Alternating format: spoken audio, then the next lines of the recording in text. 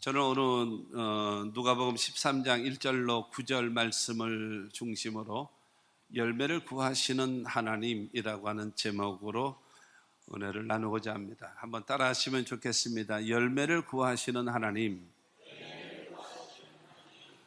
예수님께서 말씀하실 때에 비유로 말씀하시는 경우가 상당히 많았습니다. 비유로. 마태복음 13장 34절 말씀을 보면 예수께서 이 모든 것을 무리에게 비유로 말씀하시고 비유가 아니면 아무것도 말씀하지 아니하셨으니 라고 말할 정도로, 그러니까 비유가 아니면 말씀하지 않을 정도로 하나님의 나라에 대해서 단도직입적으로 이야기를 하면 못 알아들으니까, 그래서 알아듣게 하기 위해서, 그러니까는 비유로 말씀하시는 이유는 바로 무엇인가 하면 쉽게 알아들으라고 비유로 말씀하시는 거예요. 그리고 여러분, 이 비유로 말씀하시는 이유들은, 그 이유는 악한 자들, 그들에게 알아듣지 못하게 하기 위해서 그래서 비유로 말씀하시는 거고, 그리고 뿐만이 아니라 그 진리를 깊이 생각할 수 있어요. 그리고 비유로 이야기하면 우리가 여러분 비유로 우리 주변의 상황에 있는 것을 가지고 이야기를 하게 되어지면 진리가 구체적으로 생각할 수 있고요, 잊어버리지 않습니다.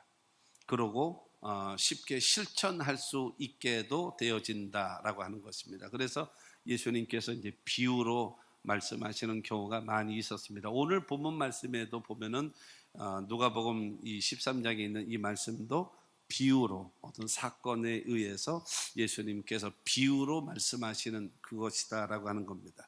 그러니까 그 주인은 누구냐? 하나님이시고, 그 다음에 가원지기는 누구냐면 예수님이시고, 그 다음에 거기에 있는 무화과 나무는 바로 우리들이다라고 하는 것을 통해서 알고, 그 다음에 주님의 음성을 들을 수 있게 되기를 바랍니다. 첫째로, 크신 은혜를 여러분 베풀어 주시는 하나님이십니다. 하나님은요, 우리들에게 큰 은혜를 베풀어 주셨어요. 오늘 보면 6절 말씀을 보면 이에 비유로 말씀하시되 한 사람이 포도원에 무화과 나무를 심은 것이 있더니 라고, 무화과 나무를 여러분 포도원에 심었다라고 말하고 있습니다. 무화과 나무는요, 들이라든가 산이라든가, 그래서 아무렇게나 자라는 나무예요.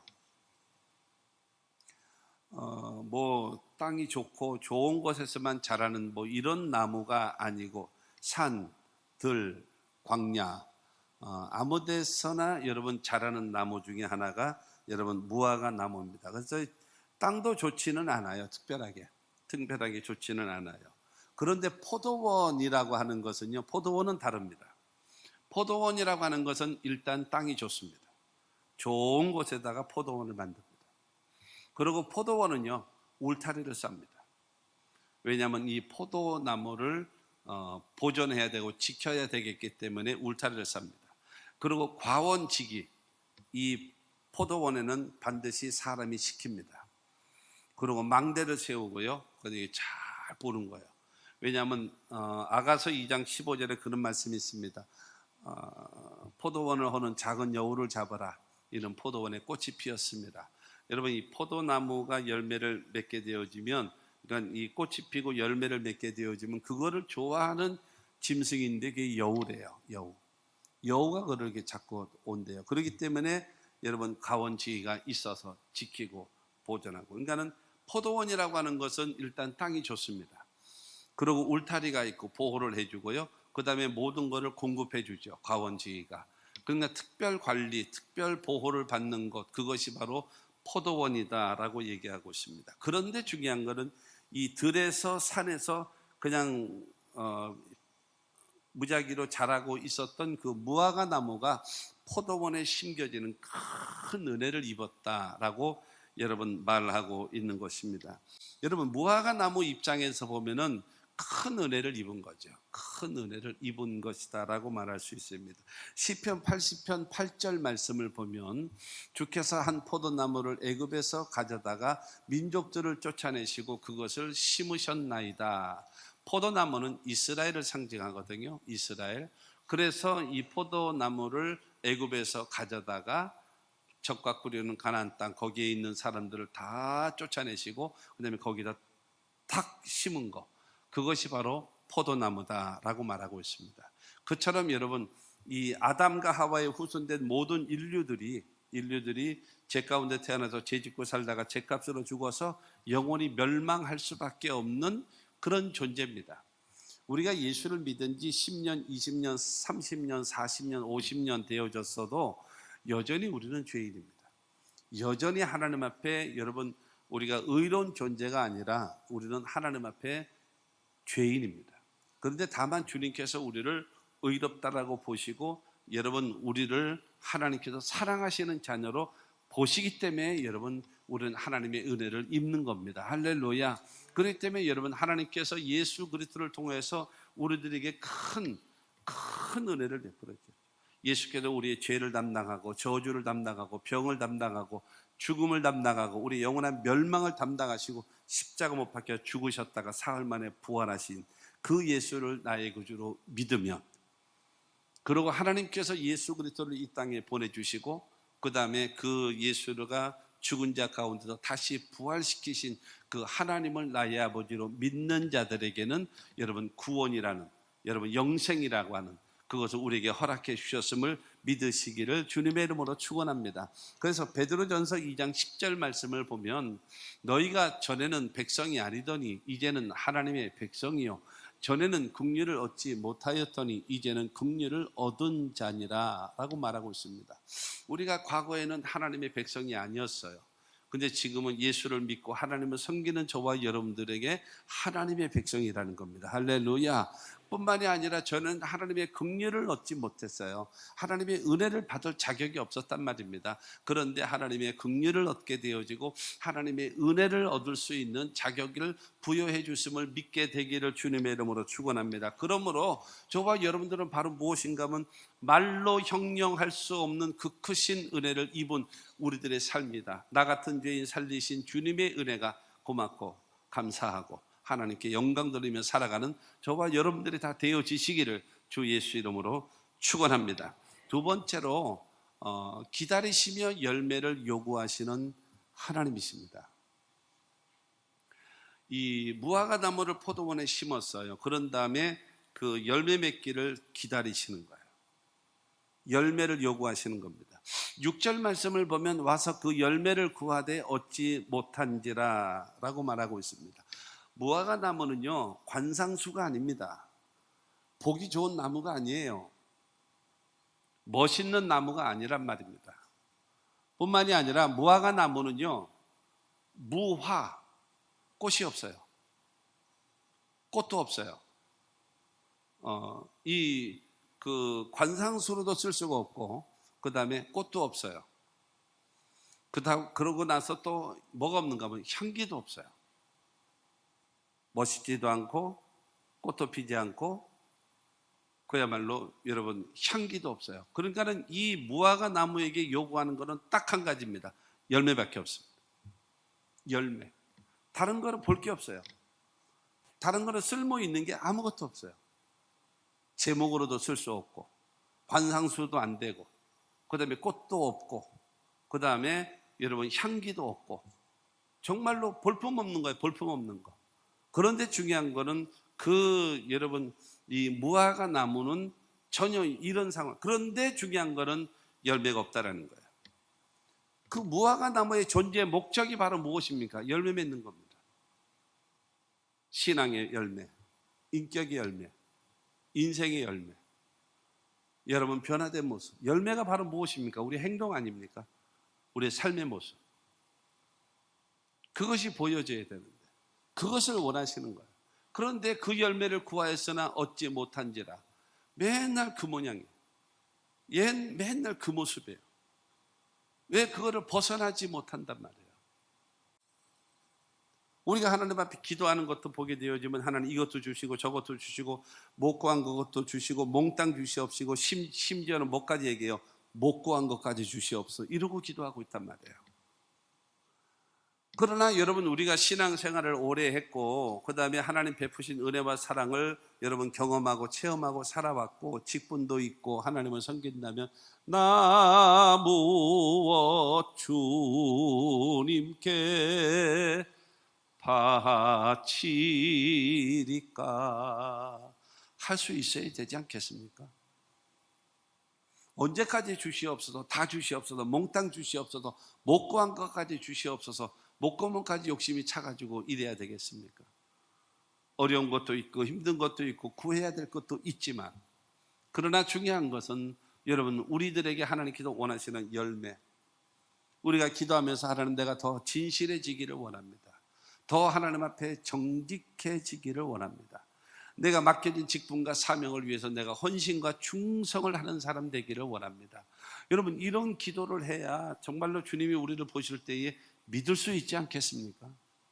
그냥 무엇을 먹을까, 무엇을 입을까, 무엇을 마실까, 어디서 살까, 여러분 의식주 문제에만 꽉 차 있어가지고, 그 다음에 내 자식 잘 되고, 내 부모 잘 되고, 우리 가족 잘 되고, 우리 가족, 남의 새끼는 뒤로 잡아져도 코가 깨지고, 우리 자식들은 엎어진다면 돈 주고 일어나게 하시고, 여러분 이런 사고방식 갖고 살아가고 있다면 뭐가 문제가 있지 않겠습니까? 뭐가 열매를 맺어서 성숙하고, 저 성숙해졌구나, 더 정말로 하나님 보시기에 합당한 사람이구나 라고 하는 그와 같은 모습을 가져야 되지 않겠는가. 신앙적인 열매, 인격적인 열매, 우리 인생의 열매를 맺어야 되지 않겠나라고 하는 것입니다. 오늘 본문 1절로 3절 말씀을 보면, 그때 마침 두어 사람이 와서 빌라도가 어떤 갈릴리 사람들의 피를 그들의 제물에 섞은 일로 예수께 아뢰니, 대답하여 이르시되, 너희는 이 갈릴리 사람들이 이같이 해받음으로 다른 모든 갈릴리 사람보다 죄가 더 있는 줄 아느냐? 너희에게 이르노니 아니라 너희도 만일 회개하지 아니하면 다 이와 같이 망하리라. 여러분, 빌라도가 사람들을 죽여가지고 그를 피를 이 제사를 드리는 일에 더 섞었다라고 얘기해서, 이거는 이럴 수 없지 않습니까? 라고 하면서 항의를 하면서 이야기할 때에 예수님께서 말씀하시기를, 그 죽은 사람들은 죄가 많아서 죽은 줄로 아느냐? 아니다. 그런 게 아니야.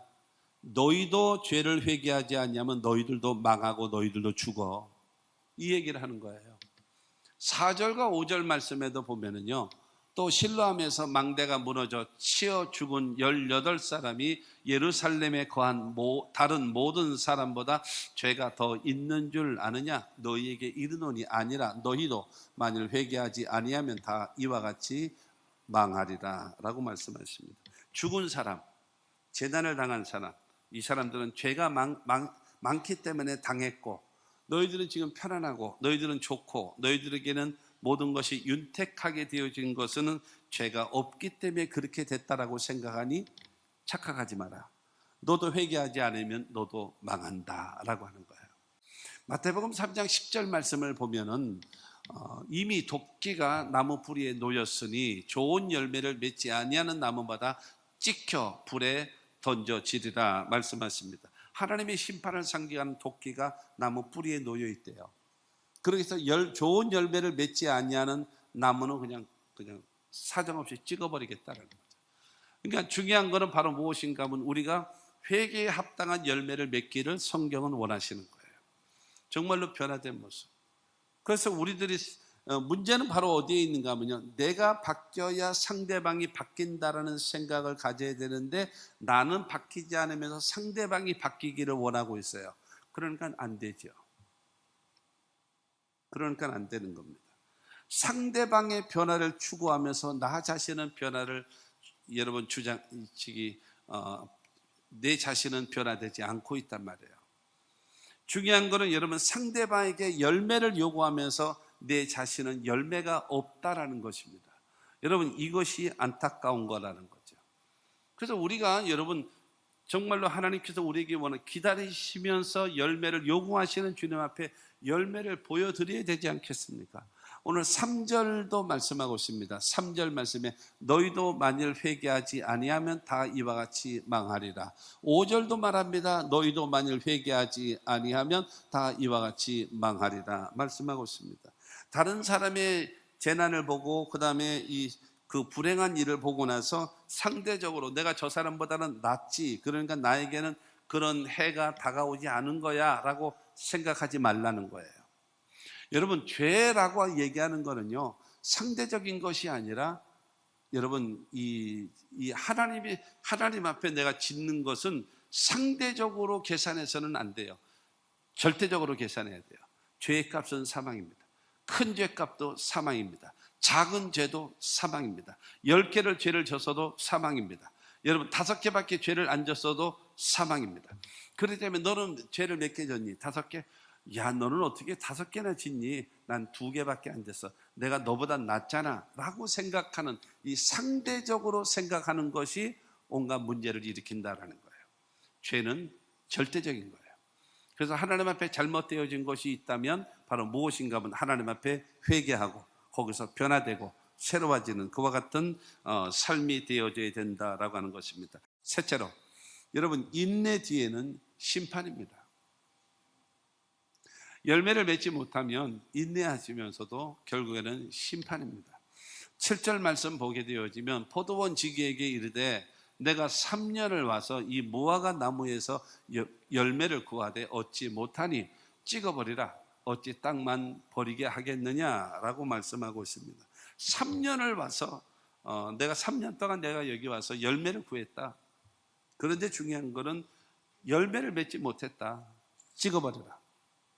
찍어버려. 가원지기에게 말합니다. 야, 저 무화과 나무 찍어버려. 저 뭐에 써먹냐? 뭐에 써먹냐? 그러면서 뭐라고 얘기해요? 어찌 땅만 버리게 하겠느냐?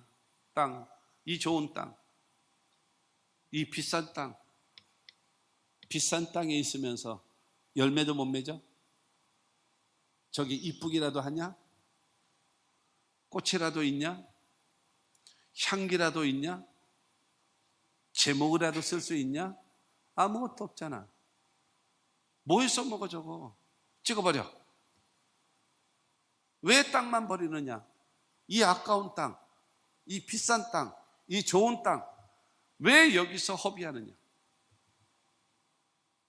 여러분, 이 주인은 과원지기에게 강력하게 말하고 있는 것입니다. 우리들에게 열매를 맺지 않게 되어지면 하나님께서는 우리에게 여러분 찍어버리겠다는 겁니다. 뿐만이 아니라 내가 3년을 와서 이 무화과 나무에서 열매를 구하되 얻지 못하니 찍어버리라. 3년을 와서 무화과 나무에서 열매를 구했다라고 얘기하는 것은 바로 무엇인가 하면은 가원지기가 열심히 땀을 흘리고 그 다음에 열심히 거름도 주고 그 다음에 열심히 그들을 가꾸지 않았니? 수고하고 애쓰고 노력하지 않았니? 그런데 중요한 거는 열매가 맺지 않잖아. 그러면 찍어버려라. 아무 쓸모가 없다. 3년을 기다렸으면 충분히 열매를 맺어야 된다. 그런데 열매가 없다면 이거는 가치가 없는 거다. 여러분, 그런 거 있잖아요. 들성 싶은 나무는 떡잎부터 알아본다라는 말이 있잖아요. 중요한 거는 열매가 맺지 못하면 이 뭐에 써먹냐? 땅만 버리지 않냐? 우리 수고와 애쓰고 노력하는 거 이것도 다 헛수고 아니냐? 이 뭐에 써먹냐? 찍어버려라 라고 말씀하셨어요. 여러분, 예수님도 요한복음 15장 2절을 통해서 말씀하십니다. 무릇 내게 붙어 있어 열매를 맺지 아니하는 가지는 아버지께서 그것을 제거해 버리시고 무릇 열매를 맺는 가지는 더 열매를 맺게 하려 하여 그것을 깨끗하게 하시느니라 말씀하고 있어요. 여러분, 열매를 맺지 않아 버리면 그냥 목을 쳐버리는 거예요. 자체를 잘라버리는 거예요. 그러나 열매를 맺는 가지는 더 열매를 맺게 하기 위해서 뭐죠? 전지, 주변 정리를 해주는 거예요. 더 깨끗하게, 더 열매를 많이 맺을 수 있게 하기 위해서 불필요한 요소를 잘라주는 역할을 해주신다라고 말씀하고 있는 겁니다. 그러므로 저와 여러분들의 신앙생활 하면서 우리가 바로 무엇인가 하면 인내 뒤에는 심판이 있습니다. 열매 맺지 아니하면. 그렇기 때문에 여러분, 우리는 열매 맺을 수 있는 신앙과 믿음의 사람이 되어져야 한다라고 하는 사실을 믿으시기를 바랍니다. 그 다음에 네 번째로는요, 열매를 맺기 위한 우리들의 변화가 있어야 합니다. 열매 맺기 위한 우리들의 변화입니다. 8절과 9절입니다. 대답하여 이르되 주인이여 금년에도 그대로 두소서 내가 두릅하고 거름을 주리니 이후에 만일 열매가 열면 좋거니와 그렇지 않으면 찍어버리소서 하였다 하시니라 라고 말합니다. 여러분, 가원지기는 주인에게 말하는 것입니다. 금년에도 기다려 주십시오. 찍어버리지 말고 금년에도 기회를 주십시오. 한 번 더 기회를 주십시오. 요구하는 것입니다. 우리를 변명하고 책임 전가하고 핑계대는 사람은요, 하나님은 사용하지 않습니다. 하나님은 높이 세우질 않습니다. 이스라엘의 사울 왕은 어땠습니까? 변명하잖아요. 핑계대잖아요. 책임 전가하잖아요. 그러니까 하나님이 그냥 패해버리셨어요. 그런데 다윗은요, 잘못될 때마다 하나님 제가 잘못했습니다. 하나님 용서해 주세요. 하나님 다시는 안 그러겠습니다. 그 자리에서 엎드리는 거예요. 그렇기 때문에 여러분, 하나님은 다윗은 쓰시는 거예요. 그러므로 저와 여러분들의 삶 속에 여러분, 내가 열매 맺기 위해서 변화가 되어져야 돼. 8절 말씀 말하잖아요. 대답하여 이르되 주인이여 금년에도 그대로 두소서. 내가 두루 파고 땅을 두루 파겠다라는 거예요. 여러분, 굳어있는 땅에 어떻게 열매가 맺겠습니까? 굳어있는 땅에 내가 열심히 그 땅을 두루 파겠다는 거예요. 부드럽게 해주겠다는 거예요. 이에 반은 뭐예요? 회개하겠다는 거예요. 여러분, 굳은 땅에 물 고인다라는 말이 있는 것처럼 물이 고일 정도의 굳어있는 땅에 무슨 열매가 맺겠습니까? 내 마음이 굳어있다면, 내 마음씨 딱딱하다면 여러분 안 되는 거 아니겠습니까? 그 씨 뿌리는 비유를 통해서 보더라도 길가, 그냥 사람이 밟고 다니는 그 길가는요, 새들이 먹어버리잖아요. 돌짝밭에 떨어진 씨는요, 새들이 그 태양 기운에 의해서 타 죽어버리잖아요. 가시 덩굴에 떨어진 씨앗은요, 어떻게 되어지나요? 가시 넝쿨 때문에 더 이상 자라지를 못하는 거예요. 그러나 부드러운 땅, 좋은 땅, 옥토에 심겨진 그 씨는요, 30배, 60배, 100배로 결실 맺는다라고 성경은 말하지 않습니까? 농사 짓는 사람들이 그런다 그러더라고요. 이게 그러니까 보수비로 땅을 이렇게 갈잖아요. 한 번 갈고 그 다음에 씨를 심으면 30배, 두 번 갈고 그 다음에 씨를 심으면 60배, 그 다음에 세 번 갈고 씨를 심으면 100배가 맺는답니다. 왜 그럴까요? 중요한 것은 한 번의 깊이, 두 번의 깊이, 세 번의 깊이, 여러분 부드러움의 여러분 깊이가 열매를 좌우하는 거예요. 열매를 좌우하는 거예요. 그렇기 때문에 여러분, 우리 마음속에 있는 굳은 마음들은 여러분 제거되어져야 돼요.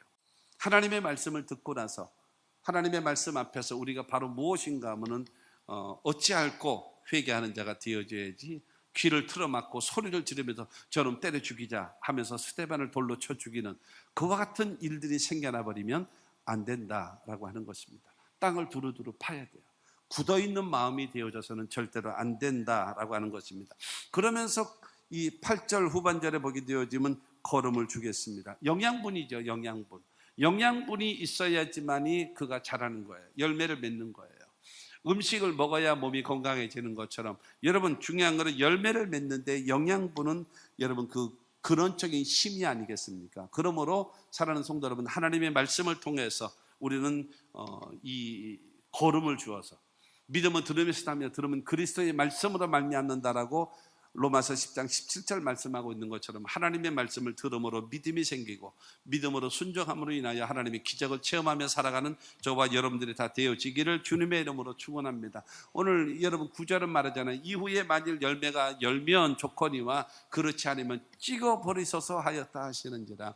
여러분, 열매를 맺으면 좋지요. 그렇죠? 주인님, 열매를 맺으면 좋잖아요. 내가 땅을 두루 파겠습니다.